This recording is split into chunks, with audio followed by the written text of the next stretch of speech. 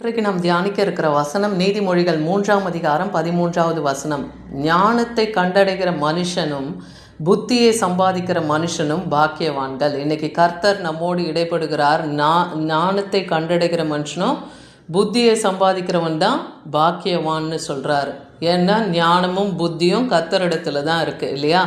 ஆதலால் பிள்ளைகளே, எனக்கு செவி கொடுங்கள்னு நீதிமொழிகள் 8ஆம் அதிகாரம் 32லேருந்து 35 வசனம் வரைக்கும் கர்த்தர் இடைப்படுகிறார் நம்மோடு.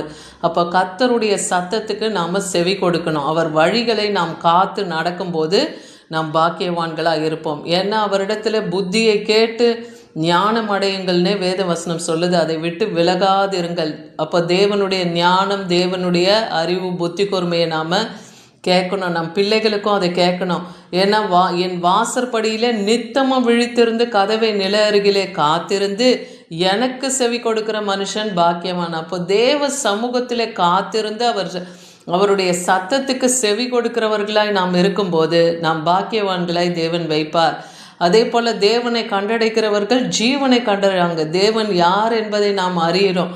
ஏன்னா நம்ம நித்திய ஜீவனுக்கு போகிற ஒரே வழி குமாரனாகிய கிறிஸ்துவை நாம் விசுவாசிக்கிறதும் அவரை அனுப்பின பிதாவை நாம் விசுவாசிக்கும் போது நாம் நித்திய ஜீவனை அடைகிறோம் இல்லையா? இந்த உலகத்திலே நாம் மரித்தாலும் என்றென்றைக்கும் பரலோகத்திலே அவரோடு கூட நித்திய ஜீவனிலே காணப்படுவோம். அவரை விசுவாசிக்கும் போது அவரை விசுவாசிக்கிறவர்களுக்கு மரணம் கிடையாது இல்லையா?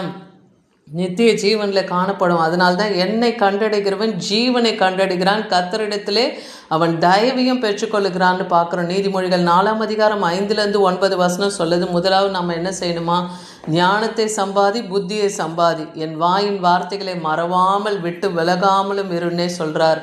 அப்போது நாம் இந்த உலகத்தில் வெறும் பொருளை தேடி ஓடிக்கொண்டே இருக்கிறத பார்க்கலாம். தேவ ஞானம், தேவ புத்தி என்ன என்பதை நாம் அடையணும் இல்லையா? அப்போ கர்த்தருடைய வார்த்தையில் தான் அது அடங்கியிருக்கு. அப்போ அவருடைய வார்த்தையை நாம் தேடி தேடி வாசித்து அதில் தான் நம்ம அந்த ஞானத்தையும் புத்தியும் சம்பாதித்து கொள்ள முடியும். அதை என்னால் நம்ம விட்டு விலகாதபடி அதை காத்து கொள்ளணும்.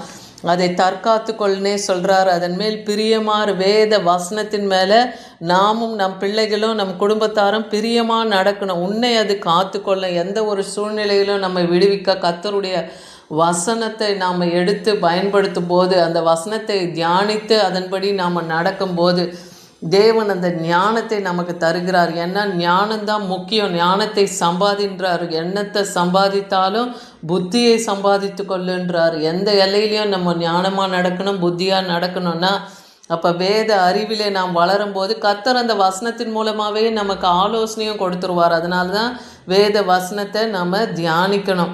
நீ அதை மேன்மைப்படுத்துன்னு சொல்கிறார். அப்போ ஞானத்தையும் புத்தியும் நம்ம மேன்மைப்படுத்தி கொண்டே இருக்கணும். அது உன்னை மேன்மைப்படுத்தும். நீ அதை தழுவிக்கொண்டால் அது உன்னை கனம் பண்ணும். அப்போ கர்த்தருடைய வசனத்தை நாம் பற்றி கொண்டு அதில் நாம் மேன்மை அடைந்து கொண்டே வரும்போது ஒரு நாள் அந்த வார்த்தை அது நம்மை கனப்படுத்தும்.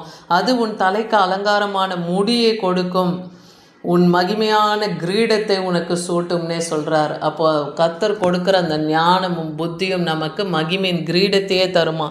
பிரசங்கி 9ஆம் அதிகாரம் 15லேருந்து 18 வசனத்தில் ஒரு சம்பவத்தை பார்க்குறோம். இங்கே ஒரு சிறு பட்டணம் இருக்குது. அதில் ஒரு கொஞ்சம் மனிதர் தான் அதில் இருக்காங்க. அதுக்கு விரோதமாக ஒரு ராஜா கொத்தளமிட்டு அதை வளைத்து கொள்கிறானா. அப்போ அதில் ஒரு ஏழையான மனிதனும் இருக்கிறான். அவன் தன் ஞானத்தினாலே அந்த பட்டணத்தை விடுவித்து அந்த மக்களை எல்லாரையும் விடுதலை ஆக்குறானா. ஆனால் அந்த ஏழையை ஒருவருமே நினைக்கல.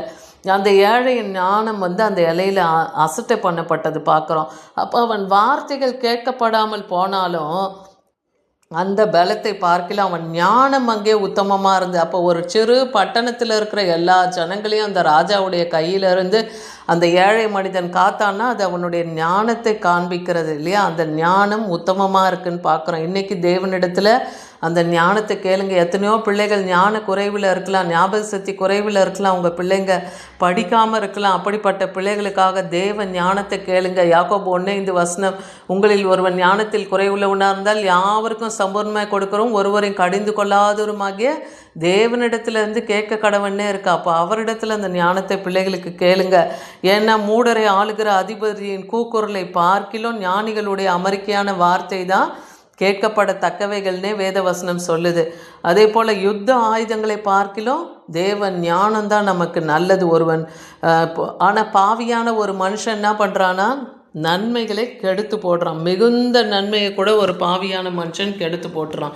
அதனால ஞானமும் புத்தியும் அறிவும் உள்ளவர்களாய் வேதத்தில் ஞானம் அடைகிறவர்களாய் நாம் காணப்படணும். அது என்னாலும் அந்த வார்த்தையை விட்டு விலகாதபடி இருக்கணும். 1 ராஜாக்கள் 10ஆம் அதிகாரம் 23-24 வசனத்தில் பார்க்குறோம். நம்ம வேதாகமத்திலேயே அதிக ஞானம் உள்ள ஒரு மனுஷன் யாருன்னா சாலமோன் ஞானி, சாலமோன் ராஜா இல்லையா. இஸ்ரவேலே ஆட்சி செய்தவர். 40 ஆண்டுகள் அவர் இஸ்ரவேலே ஆட்சி செய்தார் இல்லையா. பூமியின் சகல ராஜாக்களை பார்க்கிலும் சாலமோன் ராஜா ஐஸ்வர்யத்திலும் ஞானத்திலும் அவர் சிறந்தவராக இருந்தார். பூமியின் சகல ராஜாக்களை பார்க்கிலும் தேவன் ஞானம் அவருக்குள்ளே விளங்குச்சு இல்லையா. எறும்பினிடத்தில் பேசுகிற ஞானம் கூட சாலமோன் ராஜாவுக்கு இருந்ததுன்னு சொல்லுவாங்க. அப்படிப்பட்ட ஒரு ஞானம் அவருக்கு இருந்தது. ஏன் தேவனிடத்தில் அவர் பொண்ணையோ பொருளையோ கேட்கல, தன் ஜனங்களை ஆளுவதற்குரிய ஞானத்தை தேவனிடத்தில் கேட்டார். அதுதான் தேவனுக்கு பிடித்திருந்ததுனால அவருக்கு ஞானத்தை மாத்திரம் இல்லை, அவர் கேளாத ஐஸ்வர்யத்தை தேவன் கொடுத்து அவரை ஆசிர்வதித்தார்னு பார்க்குறோம். ஐஸ்வர்யத்திலும் ஞானத்திலும் அவரை சிறந்து விளங்க தேவன் பண்ணினார். நீதிமொழிகள் 18ஆம் அதிகாரம் 1 பாருங்கள். பிரிந்து போகிறவன் தன் இச்சையின்படி செய்ய பார்க்கிறான், எல்லா ஞானத்திலும் தலையிட்டு கொள்ளுகிறான்.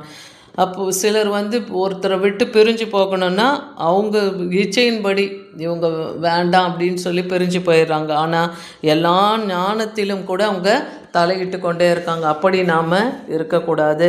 அதே போல் ஞானத்தை வாவென்றும் புத்தியை சத்தமிட்டும் அழைத்து கொள்ளணும். நீதிமொழிகள் 2ஆம் அதிகாரம் 3-5-6 வசனங்களை பார்க்குறோம். அதில் வெள்ளியை போல நாடு, புதையலை போல அதை தேடுன்னு சொல்கிறார். எதை? ஞானத்தையும் புத்தியும் அப்படி நம்ம தேடணுமா. ஞானத்தை வான்னு கேட்கணும். அப்போ உங்கள் பிள்ளைகளுக்கு தேவன் ஞானத்தை கேட்கும்போது தான் கிடைக்கும். அந்த புத்தியும் அறிவியும் தேவன் தான் தருவார் இல்லையா. அவரை தேடுவோமானால், அந்த புதையலை தேடுவோமானால், வசனத்தை நீங்கள் தேடி தேடி வாசிக்கிறது, அதில் தான் புதையலே இருக்குது.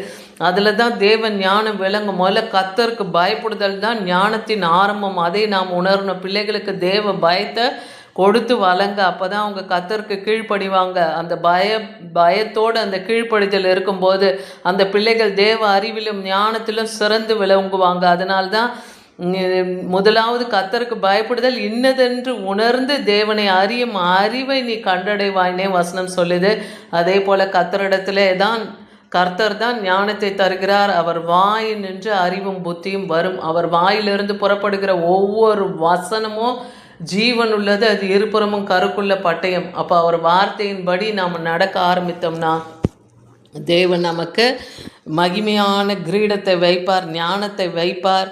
எண்ணத்தை சம்பாதித்தாலும் நம்ம இன்னைக்கு ஞானத்தையும் புத்தியும் சம்பாதித்து தேவனுக்கு பிரியமாக அவருடைய கட்டளைகளை எல்லாம் கை கொண்டு நடந்தோமானால் நாம் பாக்கியவான்களாய் பாக்கியவதிகளாய் இருப்போம். ஆமேன்.